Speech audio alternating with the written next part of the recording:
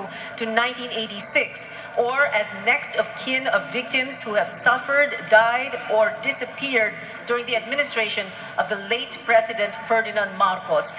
This next question goes to, and can I appeal to the audience, please? Can we please allow our candidates to finish their answers, okay?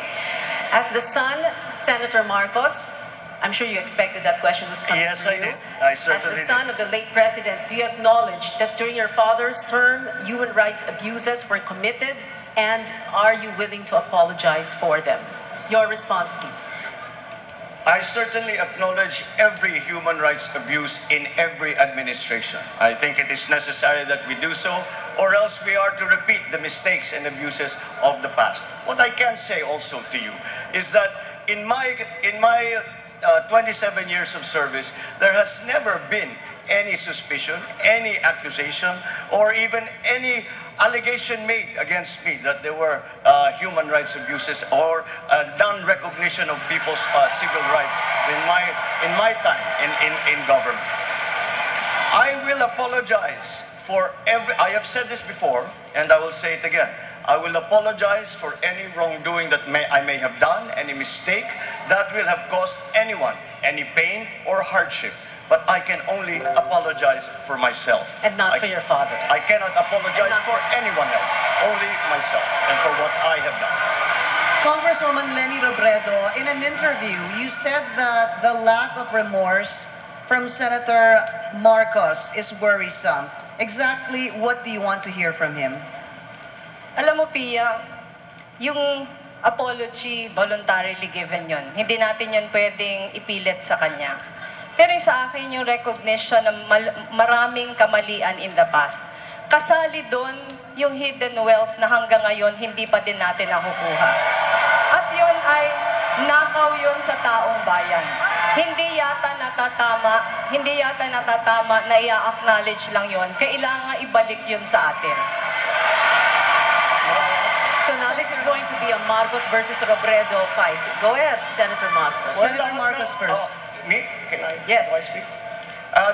Lahat ng mga question, lahat ng mga issue na binabanggit tungkol sa hidden wealth ay naging bahagi na ng mga iba't ibang kaso sa korte.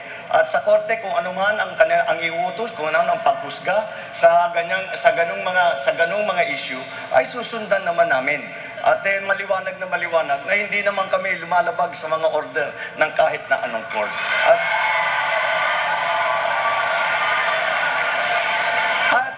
At isa pa ang nais kong idagdag. Kaya sinasabi, ibabalik ko daw kung ano-ano. I cannot give what I do not have. I do not have I do not have control. I do not have any knowledge of any of the things. Once again, let me repeat, I cannot give what I do not have. Senator Trillanes, go ahead. And can we also appeal to our audience, please?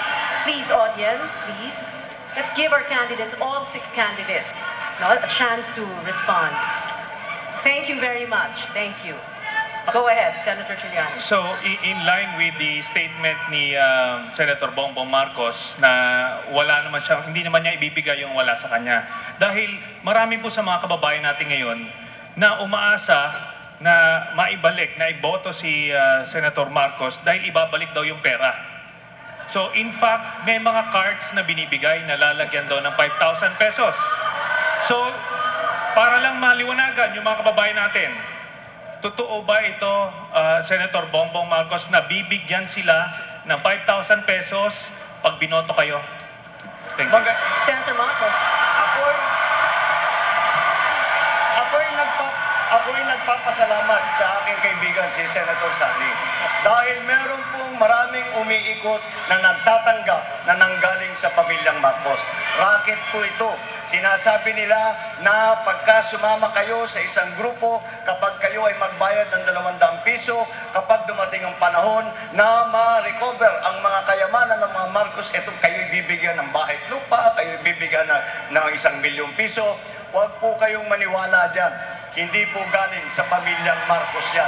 mga tao kung sino-sino ay nagraraket lamang at ginagamit ang pangalan ng aking pamilya. Huwag po kayo, yung po mga ganyan ay pagka binabalita sa akin, sinasabi ko po sa aking mga kaibigan na mayor, kaibigan ng mga opisyal, ay dapat ipahuli nila yan. Wala pong kinalaman ang pamilyang Marcos yan. Hindi pa nangyari sa kasaysayan ng pamilyang Marcos na humingi kami ng pera sa taong bayan. Congresswoman Lenny Robredo, go ahead, ma'am. Ang sabi po kasi ni Senator Marcos, kung meron daw pong judgment ang court, susundin. Pero meron pong dalawang judgments, yung US court, saka yung Singapore court, na ino-orderan po silang ibalik na nanakaw na yaman. Hanggang ngayon po, hindi pa din sinusunod. Senator Marcos. Siguro maliwanag na tayo talaga ay nasa gitna ng kampanya. Dahil, siguro naman, abogado po si Congresswoman Robredo, siguro, alam ko naman, sigurado kung alam naman niya, hindi ang pamilya ko humahadlang sa pagbayad ng compensation sa human rights claimants. Ang humahadlang po dyan, ang kaso niyan, ay nasa gitna ng human rights claimants at saka ng gobyerno na pinangungunahan ng Liberal Party. Kaya ang Liberal Party ang humahadlang sa pagbayad ng human rights compensation. Congressman Robredo. Hindi po yan totoo. In fact, yung ating pong gobyerno, gustong-gusto nang mabayaran yung ating human rights victims. Pero marami, kakaunti pa lang nga po yung nakocover ng judgment ng court. Ang dami pa po nilang natatagong yaman at nakikita po natin yan sa pagbuhay nila ngayon.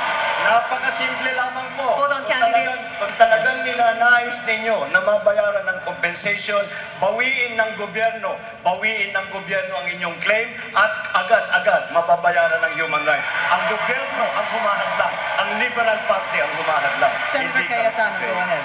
Bumalik tayo sa topic human rights. Ang human rights po, kasama dyan hunger, pagkain, kasama po dyan gamot, kasama po dyan yung extrajudicial killings na kailangan sundin ang batas, kasama po dyan ang shelter. Why has this all been denied to people? Because of corruption, greed of power.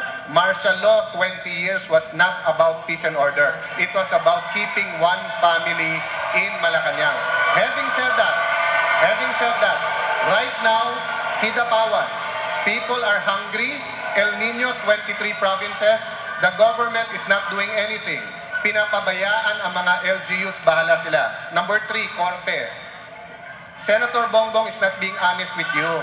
Dalawang administrasyon, kay ERAP at kay GMA, kaya sila kumampi para nga malakad yung kaso. 1 billion pa ang pending sa court na sila naghahadlang na mapunta na sa gobyerno ang $1 billion.